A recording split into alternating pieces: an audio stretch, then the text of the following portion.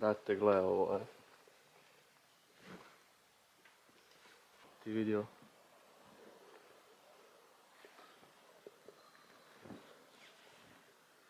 Asti što je napado smrad. Joj, stari moj, što je hladno, joj, više. Ovako izgleda jutro, prvo se ustanem, izađem van, opsujem koliko je hladno, pa onda opsujem na snijeg i onda psujem cijelim putem dok se probijem kroz cijelu lavinu snijega da dođem do ceste. To je prvo. Ne valja psovat, ali ja tu negativnu energiju iskoristim kao pozitivnu. Već je neka 3 tjedna kako sam izgubio rukavice.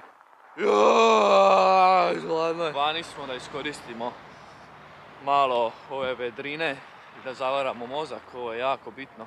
Prehladno.